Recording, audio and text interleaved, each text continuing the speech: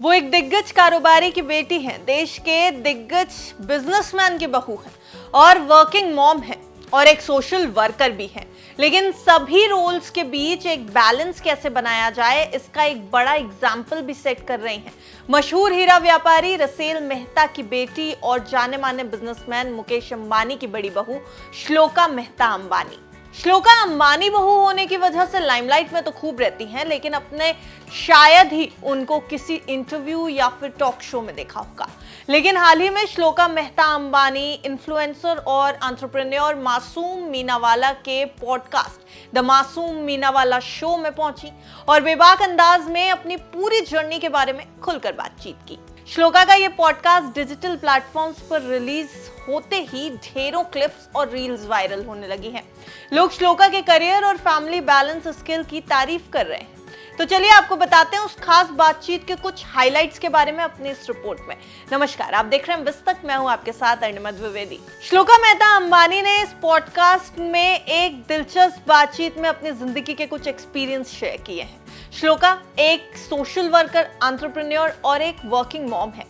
उन्होंने बताया कि कैसे वो माँ होने की जिम्मेदारियों और समाज के लिए काम करने के अपने मिशन के बीच बैलेंस बनाती हैं।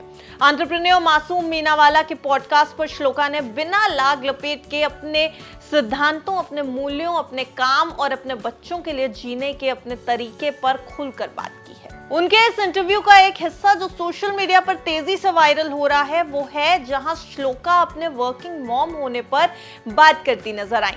उन्होंने बताया कि उनका बेटा सिर्फ 2 साल का है, लेकिन जानता है कि मम्मी ऑफिस जाती हैं।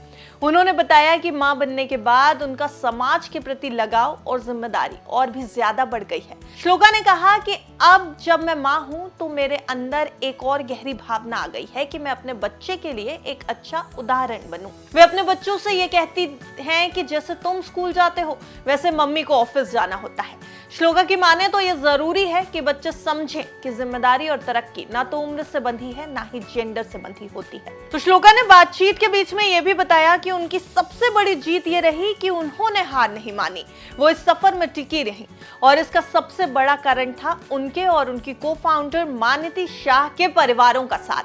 श्लोका ने कहा, अगर हमारे परिवार हमारे साथ नहीं होते, अगर उन्हें हम पर भरोसा नहीं होता तो शायद हम यहाँ तक नहीं पहुंच पाते।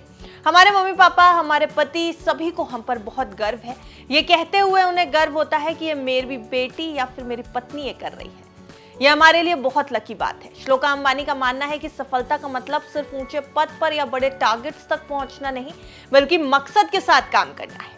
उन्होंने इस पॉडकास्ट में कहा कि हर करियर की अपनी अहमियत होती है। अगर आप जिस चीज पर काम कर रहे हैं उस पर यकीन है तो उसे धीरे धीरे बनाना भी ठीक है। भारत के सबसे प्रभावशाली परिवारों में से एक से संबंध रखने के बावजूद श्लोका ने एक आरामदायक और निजी जिंदगी चुनने के बजाय एक ऐसा रास्ता चुना जो समाज के लिए कुछ पॉजिटिव कर सके।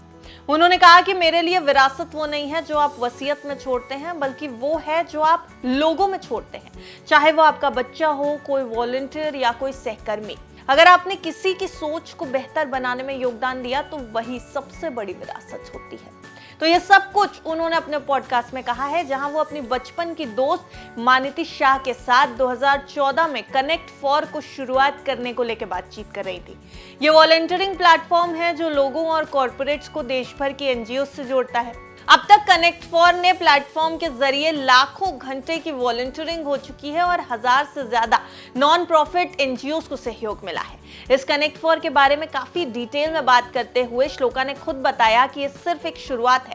उन्होंने कहा कि सरकार की योजनाओं में इंफ्रास्ट्रक्चर बनाना पहला कदम होता है, लेकिन असली असर मेंटेनेंस, एजुकेशन और सोच में बदलाव से आता है।